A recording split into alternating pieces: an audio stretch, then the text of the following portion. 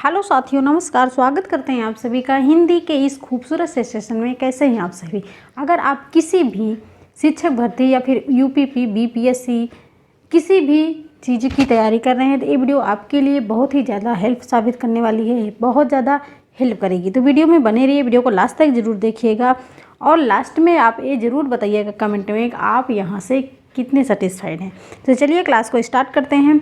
यहाँ पर हम कुछ पिक्चर लिए हैं। हम यहाँ पर कवर करने वाले हैं समास चैप्टर को और समास का इतना इजी तरीका आपको बताएंगे कि आप लाइफ में कभी भी नहीं भूलेंगे। तो देखिए, समास का अर्थ क्या होता है, समास कितने प्रकार के होते हैं, समास का विलोम क्या होता है, इसमें पद कितने होते हैं, तो ये सारी चीज़ें हम कवर करने वाले हैं मात्र 10 मिनट में। तो यहाँ पर हमने कुछ पिक्चर लिए हैं, यानी कि 3 यहाँ पर मैंने पिक्चर ली हैं और आपको बताना है कि इसमें सबसे पहले कौन सा समास है। जैसे कोई आपसे पूछ लिया, 3 व्यक्ति खड़े हैं और कोई पूछ लिया कि इसमें बताइए कौन सा समास है। आपने किताबी ज्ञान लिया है कि हम सिर्फ किताबों से पता है कि अगर कोई सड़क होगी, अगर एक समूह है तभी हमको पता चलता है कि इसमें कौन सा समास है, द्विगु समास है। ठीक है, कोई पेन हम लिए हैं, हम बता सकते हैं इसमें कौन सा विशेषण, इस पेन में कौन से विशेषण है। तो यहाँ पर इसी प्रकार हमने यहाँ पर पिक्चर लिए हैं और आपको बताना है कि इसमें कौन सा समास है। तो देखिए, यहाँ पर देखिए ये क्या है, भाई बहन। ये आपको भाई बहन यहाँ पर हमने लिखा भी है और यहाँ पर आपको दिख भी रहे भाई बहन। ठीक है, और भाई बहन में कौन सा समास है आपको बताना है कि भाई बहन में कौन सा समास है। बताइए, द्वंद्व समास है, द्विगु समास है, अव्ययीभाव समास है या फिर बहुव्रीहि समास है। तो आप सभी बस छोटा सा यहाँ पर टेस्ट की आगे आपको बताने वाले हैं हम यहाँ पर। तो जब भाई बहन की बात करें तो बीच में क्या आ रहा है, आपका योजक चिन्ह आ रहा है। जब बीच में योजक चिन्ह आपको दिख जाए तो अब आप समझ जाइएगा कौन सा समास है इसमें, तो द्वंद्व समास है। ठीक है, द्वंद्व समास है। क्लियर। दूसरा यहाँ पर देवालय। देवालय कहीं पर मिल गया, आपके एग्जाम में मिल गया और पूछ लिया कि देवालय में कौन सा समास है। आप सभी को पता है कि देवालय है, इसमें कौन सा पद प्रधान है, तो इसमें दूसरा पद प्रधान है। ठीक है, देवों के लिए आलय। लेकिन इसमें बताइए कि तत्पुरुष समास है। तत्पुरुष कौन सा समास है, तत्पुरुष करण समास है, तत्पुरुष अपदान समास है। ठीक है, तो यहाँ पर देखिए आप इसको तोड़ लीजिए। देवालय, देवों के लिए आलय। सबसे पहले तो समास में 2 पद होते हैं, एक होता है आपका पूर्व पद और दूसरा होता है आपका उत्तर पद। ठीक है, समास 2 पदों से मिलकर बनता है। ठीक है, एक क्वेश्चन और, समास शब्दों के मेल से बनता है या फिर वर्णों के मेल से बनता है। जब वर्णों के मेल की बात आए तब आपकी संधि हो जाएगी और जब शब्दों का मेल आ जाए तब आपका क्या हो जाएगा, समास हो जाएगा। ठीक है,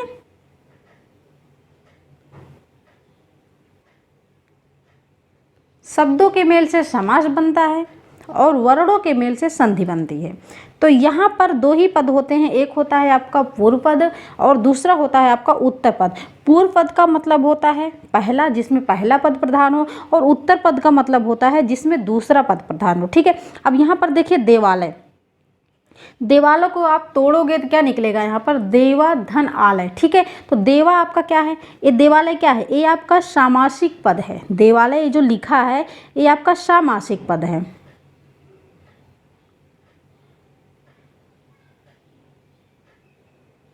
ये आप देखो, सामासिक पद अलग होता है, पूर्व पद अलग होता है, उत्तर पद अलग होता है, उसके बाद जाके समास विग्रह होता है। तो यहाँ पर देवालय, देवाधन आलय, देवा आपका पूर्व पद हो जाएगा, आलय आपका उत्तर पद हो जाएगा और जो देवों के लिए आलय हो जाएगा वो आपका समास विग्रह होगा। जब हम देवालय का समास विग्रह करेंगे तो हो जाएगा देवों के लिए आलय। ठीक है, तत्पुरुष संप्रदान समास, तो इसलिए यहाँ पर ये हो जाएगा तत्पुरुष समास हो जाएगा, तत्पुरुष समास हो जाएगा। लेकिन कौन सा, तो संप्रदान तत्पुरुष समास हो जाएगा, संप्रदान तत्पुरुष समास हो जाएगा। संप्रदान के लिए आ रहा है ना, देवों के लिए आलय। तीसरा आपका त्रिशूल, हमने यहाँ पर त्रिशूल लिखा नहीं है, ये आपको दिख रहा है कि ये त्रिशूल है। ठीक है, लेकिन हमने यहाँ पर त्रिशूल नहीं लिखा। आपको बताना है इसमें कौन सा समास है, तो त्रिशूल, यानी कि इसमें देखो ए भी शूल है, 2 शूल और 3 शूल, 3 शूलों का समाहार। यानी कि जब 3 शूलों का समाहार हो तब आपका कौन सा समास हो जाएगा? तब आपका हो जाएगा, बताइए, द्विगु समास। कौन सा समास? तो द्विगु समास हो जाएगा। ठीक है, तो इसमें आपका द्विगु समास है।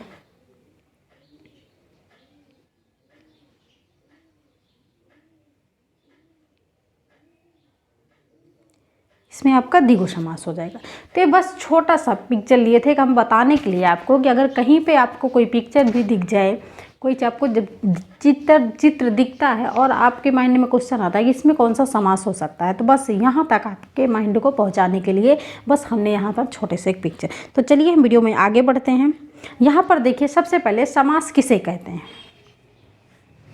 समास किसे कहते हैं?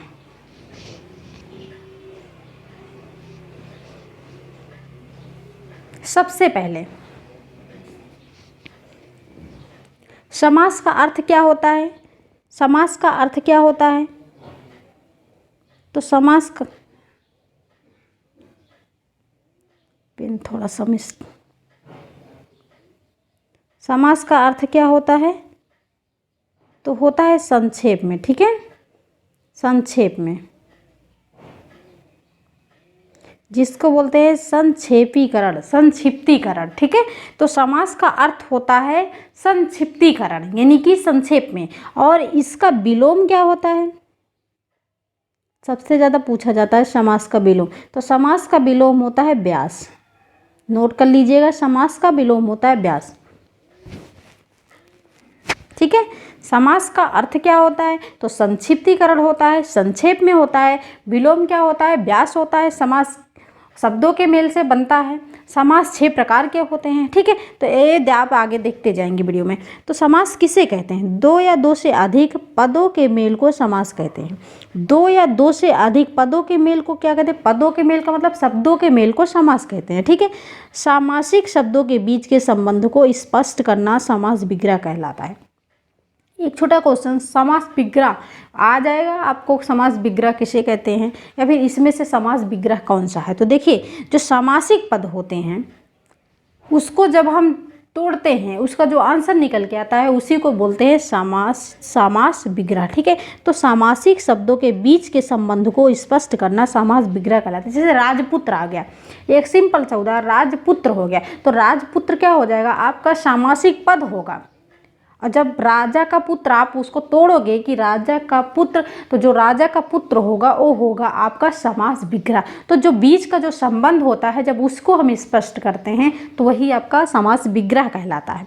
जैसे यहाँ पर देखिए, समस्त पद क्या है? नीलकमल है, शोकाकुल है। एक आपका क्या है? समस्त पद है। जब इसको हम तोड़ेंगे, नीलकमल, नीला है जो कमल, जब नीला है जो कमल उसको कहते हैं नीलकमल, तो यहाँ पर समास विग्रह हो गया। शोकाकुल, शोक से आकुल, ये आपका हो गया, क्या हो गया? तो समास विग्रह होगा। जब इसको हम तोड़ दिए तो ये हो गया हमारा समास विग्रह। अब नीलकमल में कौन सा समास है?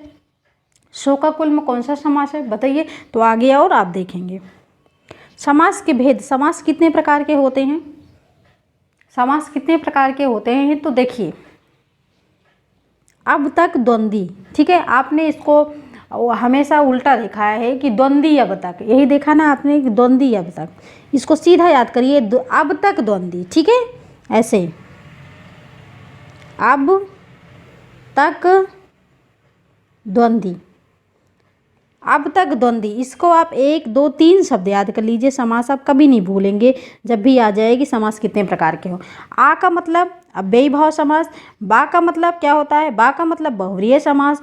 ता का मतलब तत्पुरुष समास। और का मतलब कर्मधारय समास। ठीक है, आ का मतलब अव्ययी भाव समास, बा का मतलब बहुव्रीहि समास, ता का मतलब तत्पुरुष समास, और का मतलब कर्मधारय समास। और द्वंद्व मतलब द्व का मतलब द्वंद्व समास, और दी का मतलब द्विगु समास। क्लियर? तो अगर आप द्वंद्वी अब तक याद रखते हैं तब आपका थोड़ा सा नीचे से ऊपर जाने का हो जाएगा। तो सबसे ज़्यादा जो मिस्टेक होता है, सबसे ज़्यादा कन्फ्यूजन और अव्ययी भाव समास में होता है। तो इसलिए आप इसको सीधा याद करिए कि अब तक द्वंद्वी, अब तक द्वंद्वी आप याद रखिए।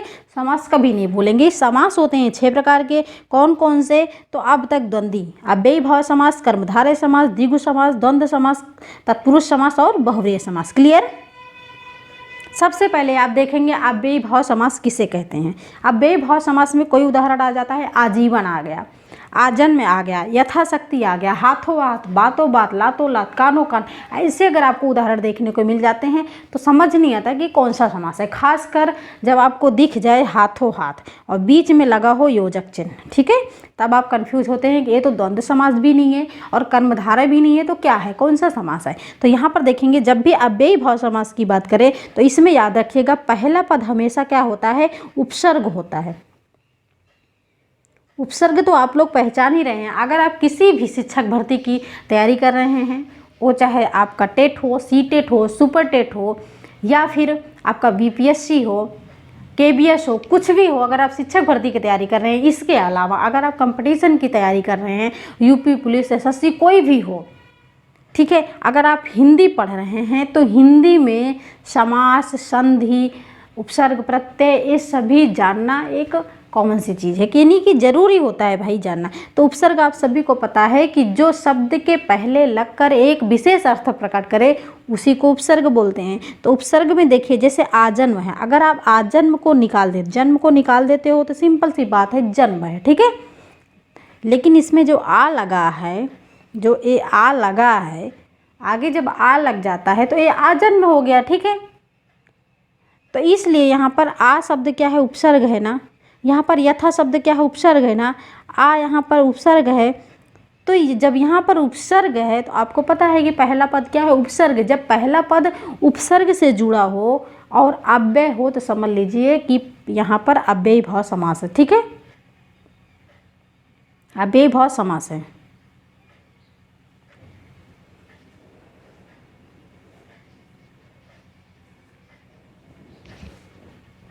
आई होप कि आप समझ गए होंगे। अव्ययी भाव समास बहुत ही आसान है। जिस समास में पहला पद यहाँ पर होना चाहिए भाई, पहला पद, जिस समास में पहला पद अव्यय हो उसे कहते हैं अव्ययी भाव समास। अव्यय, जिस समास में पहला पद अव्यय हो या फिर उपसर्ग हो उसे अव्ययी भाव समास कहते हैं। जैसे आजन्म हो गया, आजन्म को आप तोड़ोगे तो क्या हो जाएगा, क्या हो जाएगा बताइए, जन्म हुआ। यथाशक्ति को शक्ति के अनुसार, आजीवन, जीवन भर, और हाथों हाथ, एक हाथ से दूसरे हाथ, ठीक है। ये हाथों हाथ का मतलब होता है कि एक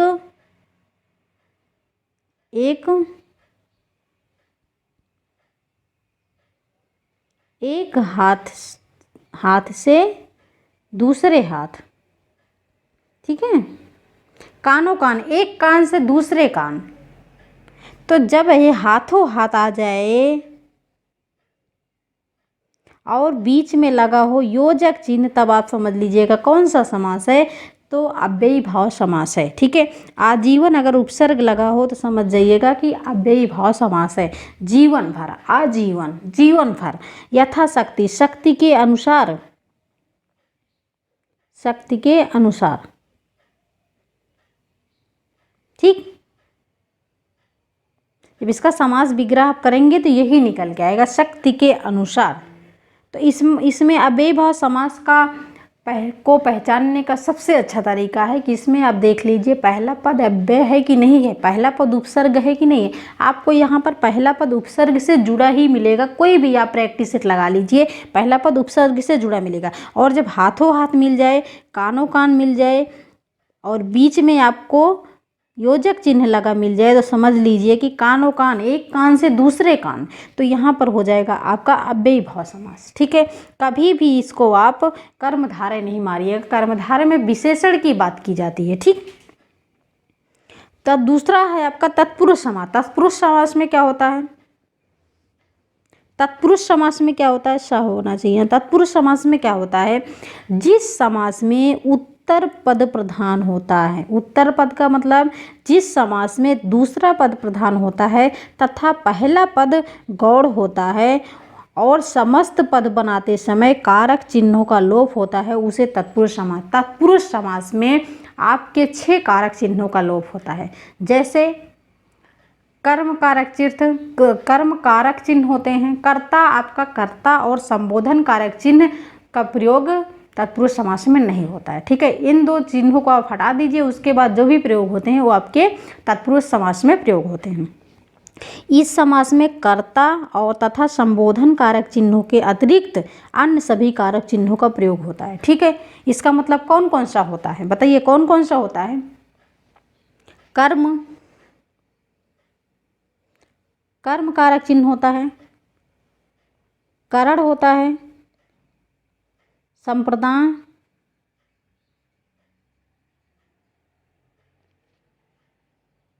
अपादान।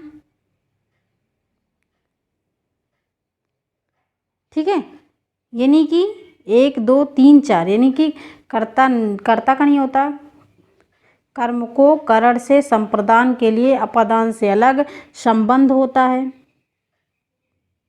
और अधिकरण होता है। ठीक है, अधिकरण कितने हुए? 1 2 3 4 5 6, यानी कि 6 कारक चिन्हों को होता है।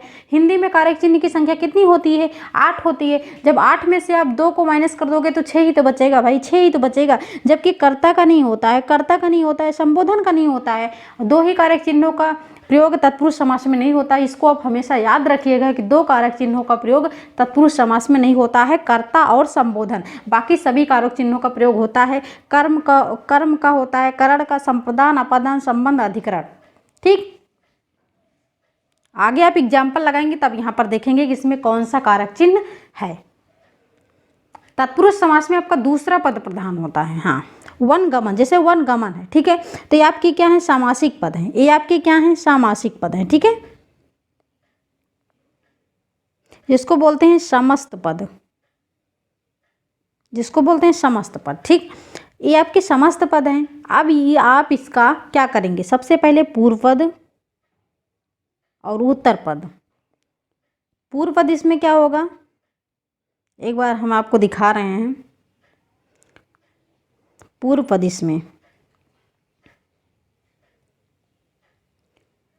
पूर्व पद और उत्तर पद, कि पूर्व पद और उत्तर पद को निकाला कैसे जाता है। तो जैसे वन गमन है ना, वन गमन है, पहला एग्जाम्पल आप देखिएगा। वन गमन है तो वन प्लस गमन, इसको आप तोड़ दीजिए। वन आपका पूर्व पद है और गमन आपका उत्तर पद है। ठीक, वन आपका पूर्व पद है, उत्तर पद आपका गमन आपका क्या है? उत्तर पद है। तो वन गमन हो गया, पूर्व पद और उत्तर पद 2 ही होते हैं। और जो जो ये वन गमन ये लिखा है, ये आपका क्या हो जाएगा? समस्त पद, यानी कि सामासिक पद हो जाएंगे। और अब इसका जो आप विग्रह करोगे कि वन को गमन, वन को गमन, ये आपका हो गया समास, विग्रह हो गया। और कौन सा समास हो गया? आपको पता है, तत्पुरुष समास हो गया। लेकिन तत्पुरुष कौन सा समास हो गया? कर्ता तत्पुरुष हो गया, कर्म तत्पुरुष हो गया। तो कर्ता तो आप तत्पुरुष में लेंगे नहीं, कर्ता और संबोधन को छोड़ के कर्म तत्पुरुष हो गया। क्योंकि क्या होता है? कर्म को, जब कर्म को आता है, जिसमें कारक चिन्ह को आ गया, वो क्या हो गया? कर्म तत्पुरुष हो गया। तो इसमें कर्म तत्पुरुष का प्रयोग हुआ है। तो इस हम यहाँ पर इसलिए बता रहे हैं इसको, ताकि आप लोग को उत्तर पद और पूर्व पद का भी पता लगे। बहुत ज़्यादा कठिन नहीं है, बस आप इसको तोड़ दीजिए, तोड़ दीजिए, यानी कि इसको आप अलग कर दीजिए। इसको यश प्राप्त है, यश को आप अलग, यश आपका क्या है? पूर्व पद है, प्राप्त क्या है? उत्तर है। भया क्या है? भय क्या है? आपका पूर्व पद है। और आकुल क्या है? आपका उत्तर पद है। ठीक है, तो इसलिए अब इसका हम समास विग्रह करके आप लोग को बताने वाले हैं कि समास विग्रह क्या। तत्पुरुष में 6 कारक चिन्हों का लोप होता है तत्पुरुष समास में। जैसे वन गमन है। ठीक है, अब इसका हम समास विग्रह करेंगे तो क्या हो जाएगा? वन को गमन।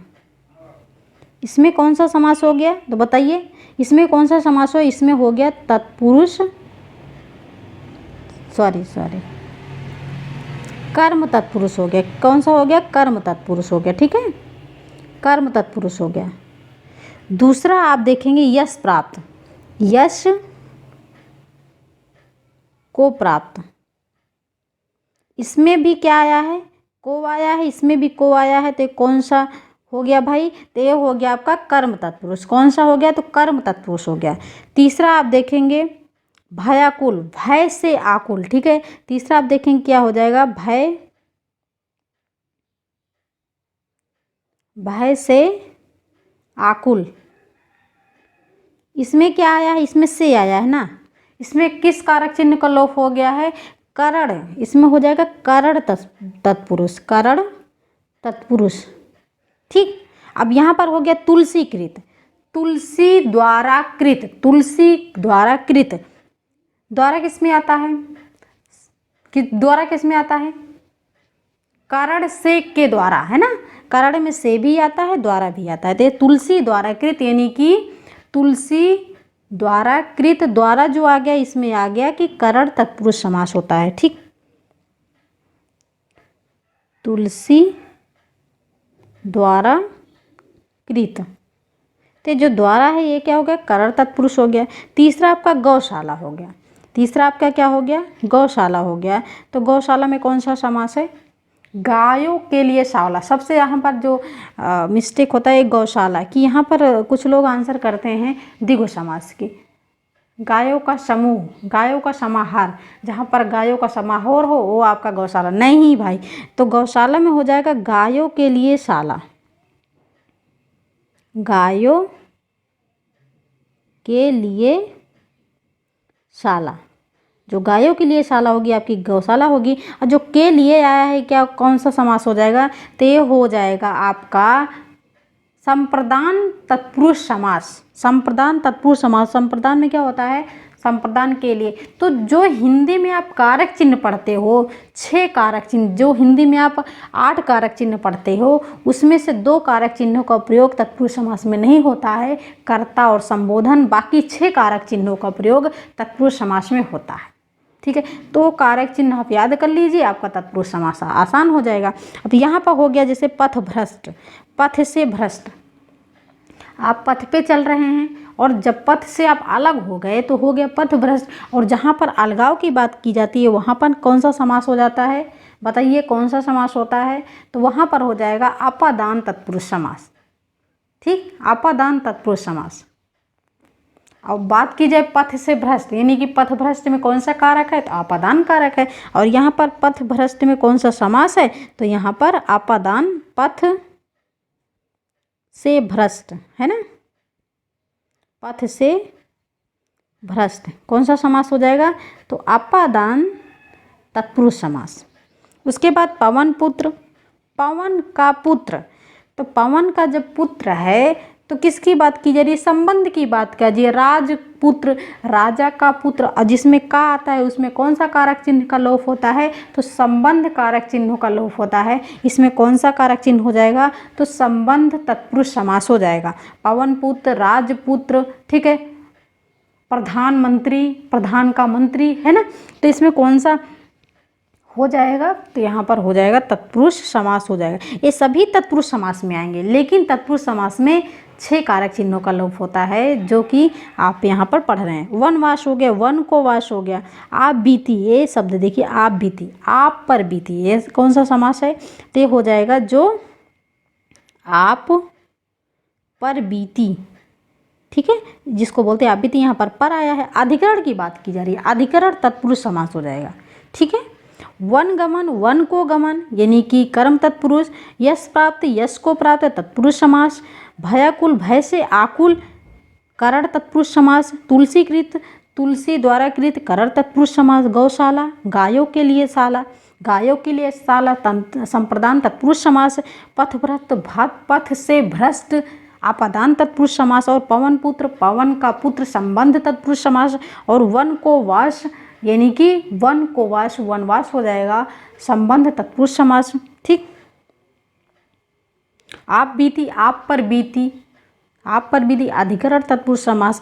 ये सभी तत्पुरुष समास है। अगर एग्जाम्पल में सिर्फ पूछा जाए कि इसमें कौन सा समास है, तो तत्पुरुष समास है, लेकिन वहाँ पर करण तत्पुरुष दे दिया जाए, कर्ता तत्पुरुष दे, कर्ता नहीं, करण तत्पुरुष दे दिया जाए, अधिकरण दे दिया जाए, संबंध दे दिया जाए, तब आप थोड़ा सा कंफ्यूज हो जाए। तो इसी तरह आप इसको तोड़ दीजिए, जिसमें से आ रहा है वो करण हो जाएगा, जिसमें अलगाव की बात की जाए, जैसे पथभ्रष्ट हो गया, और कोई एग्जाम्पल आप लोग बताइए, पथभ्रष्ट हो गया, और कोई एग्जाम्पल अगर हो गया तो आप समझ लीजिए कि वो जहाँ पर अलगाव की बात की वहाँ पर आपातांत तत्पुरुष समास हो जाएगा। ठीक, इसमें क्योंकि दूसरा पद प्रधान होता है। तीसरा है आपका कर्मधारय समास। कर्मधारय समास में क्या होता है, जिस समास में पहला पद विशेषण हो, जिस समास में पहला पद विशेषण तथा दूसरा पद विशेष होता है उसे कर्मधारय समास। सिंपल सी बात हम आपको बता रहे हैं, जिसमें किसी की विशेषता की बात की जाए कि वह आदमी बहुत गोरा है तो उस आदमी की विशेषता क्या है कि गोरा है, वह आदमी बहुत काला है, उस आदमी की विशेषता क्या है कि वह काला है। तो जिसकी विशेषता बताई जाए वही आपका कर्मधारय समास हो। जैसे काली मिर्च है तो इसमें काली शब्द क्या है, ये तो काली शब्द क्या है, ये विशेषण हो गया। ठीक है, अब मिर्च क्या है, विशेष से हो गया। अब मिर्च की विशेषता है कि वो काली है। ठीक है, चरण कमल, कमल की किसकी चरण क्या है, चरण आपका विशेषण है ना। चरण की विशेषता है कि वो किसके समान है, कमल के समान है ना। नीलकंठ, नीला है जो कंठ, कंठ की विशेषता है कि वह नीला है। तो नीला क्या है, नीला आपका विशेषण है। अगर आप इसको तोड़ोगे तो कैसे निकलेगा, आप इसका समास विग्रह करोगे तो कैसे निकलेगा। काली, काली मिर्च, काली है जो मिर्च है ना, काली है जो मिर्च। दूसरा चरण का कमल, चरण के समान कमल,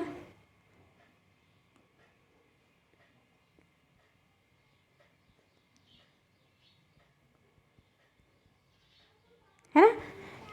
कमल के समान चरण, यानी कि चरण की विशेषता ही बताई जा रही है कि कमल के समान है। चरण क्या है, चरण आपका विशेषण हो गया और कमल आपका विशेष हो गया। तो चरण की विशेषता है कि वो कमल के समान है। और नीलकंठ, नीला है जो कंठ, जो कंठ यानी कि नीला क्या हो गया, विशेषण हो गया भाई, विशेष है कि कंठ की विशेषता है को नीला है। जैसे नील गाय हो गया, नील गाय, गाय की विशेषता क्या है को नीली है। लाल पेन हो गई, लाल पेन, लाल पेन में कौन सा समास है, तो लाल पेन की विशेषता है कि वो लाल है। ठीक, तो इसमें कर्मधारय समास, जिसमें किसी की विशेषता की बात की जाए, वो चाहे किसी के रूप हो, किसी के रंग हो, कोई चीज़ हो, अगर उसकी विशेषता की बात की जाए तो समझ लीजिए कर्मधारय समास है। क्लियर।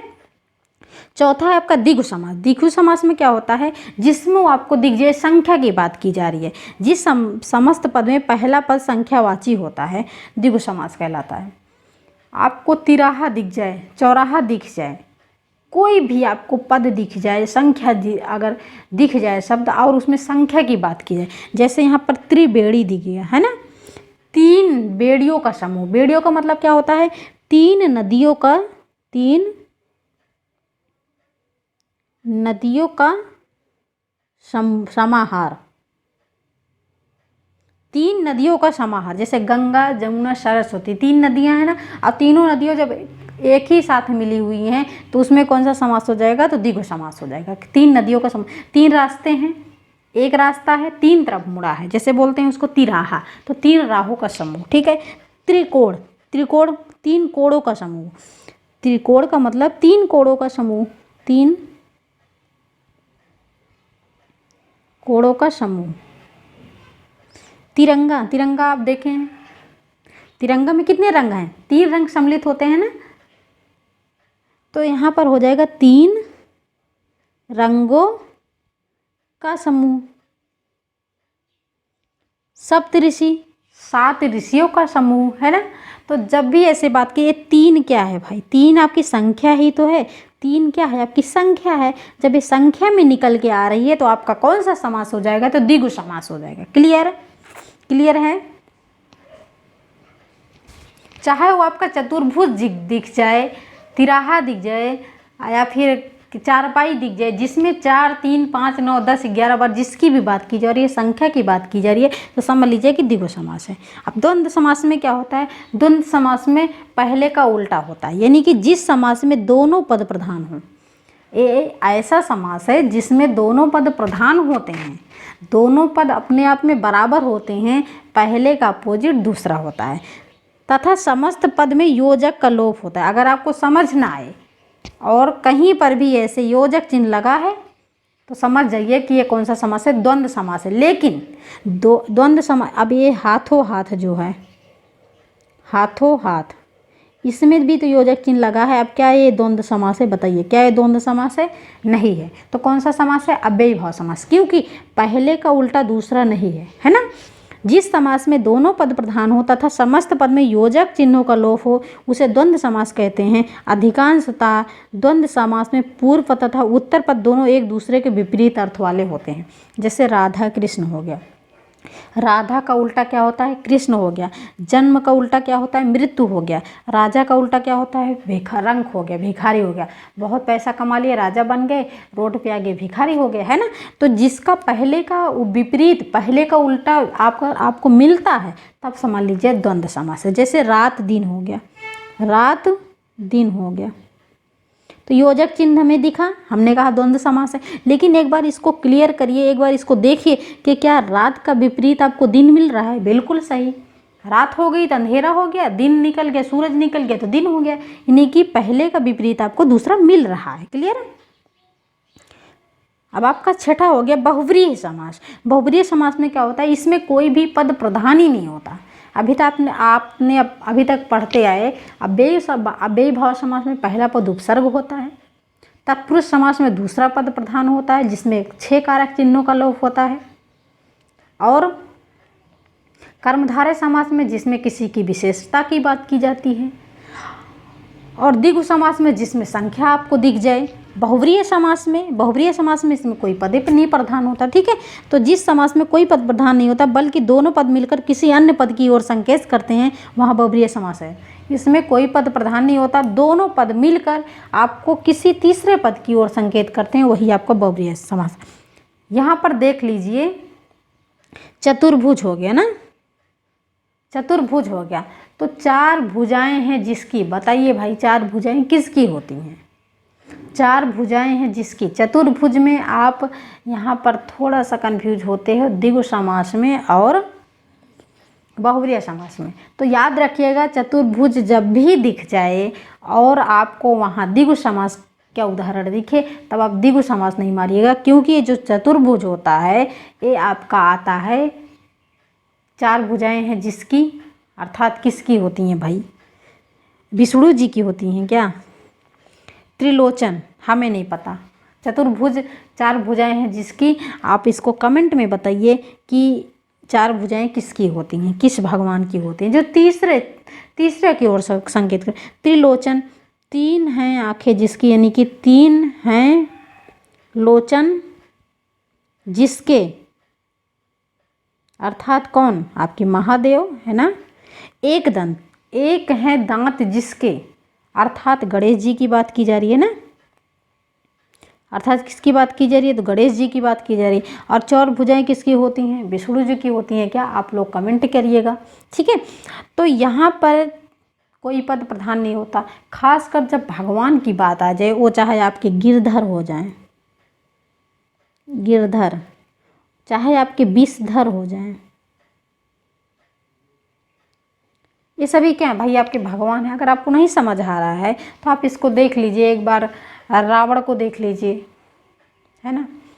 10 आनंद जिसको बोलते हैं, 10 हैं आनंद जिसके, तो जिसमें कोई भी पद आपको प्रधान ना दिखे, किसमें कौन सा पद प्रधान है, तो आप उसको थोड़ा सा भगवान का नाम जप लीजिए और उनमें ध्यान लगा लीजिए, आपका आंसर निकल के आ जाएगा। तो दोस्तों ये थे आपके समास। समास का अर्थ, संक्षिप्तीकरण, समास का विलोम व्यास, समास शब्दों के मेल से बनता है, ना कि वर्णों के मेल से बनता है। ठीक है, समास कितने प्रकार के होते हैं? समास आपके 6 प्रकार के होते हैं। कौन कौन से? अव्ययी भाव समास, तत्पुरुष समास, कर्मधारय समास, द्वंद्व समास, द्विगु समास और बहुव्रीहि समास। ठीक, अव्ययी भाव समास में पहला पद उपसर्ग होता है। तत्पुरुष समास में आपका दूसरा पद प्रधान होता है, जिसमें कारक चिन्ह, जितने भी कारक चिन्ह आ जाएं वो आपके तत्पुरुष समास में होते हैं। उसके बाद कर्मधारय समास में, जिसमें किसी की विशेषता की बात की जाए, वो चाहे लाल मिर्च हो, काली मिर्च हो, नील गाय हो, श्वेत कमल हो, चरण कमल हो। ठीक है, जिसमें किसी की विशेषता की बात की जाए, वो चाहे आदमी हो, कोई चीज़ हो, वो आपका कर्मधारय समास हो जाएगा। द्विगु समास में जिसमें पहला पद संख्यावाची हो, तिराहा हो, चौराहा हो, चारपाई हो, त्रिवेणी हो, ठीक है, त्रिनेत्र नहीं ले सकते, त्रिनेत्र नहीं ले सकते, ठीक है। 3 नेत्र भाई आम इंसान के तो होते नहीं हैं, तो इसलिए वो आपके द्विगु समास में हो जाएंगे। द्वंद्व समास में जिसमें पहले का विपरीत दूसरा हो और बीच में योजक चिन्ह लगा हो, वो आपका द्वंद्व समास हो जाएगा। बहुव्रीहि समास में आपके कोई पद प्रधान नहीं होता, जिसमें तीसरे पद की ओर संकेत किया जाए, जैसे आपके भगवान वगैरह हो गए, जो भगवान होते हैं। तीसरे पद का मतलब जैसे मीनाक्षी, आप मीनाक्षी शब्द सुने हैं। मीनाक्षी अगर मीन के समान आँखें हैं जिसकी, अर्थात यानी कि मछली के समान आँखें जिसकी, वो आपका मीनाक्षी हो जाएगा, यानी कि किसी विशेष स्त्री की बात की जा रही है, तो इसलिए बहुव्रीहि समास हो जाएगा। तो ये थे दोस्तों आज का। आई होप कि आपको वीडियो अच्छी लगी होगी। अगर वीडियो अच्छी लगी तो वीडियो को लाइक एंड चैनल को सब्सक्राइब जरूर कीजिएगा, और वीडियो को और लोगों तक शेयर करिएगा, जिससे और भी लोग इस वीडियो और भी लोगों को इस वीडियो से काफ़ी ज़्यादा हेल्प मिले। और डेली वीडियो देखने के लिए चैनल को सब्सक्राइब जरूर कीजिएगा। Thanks for watching video. This is Sadhana Tyagi, expert classes.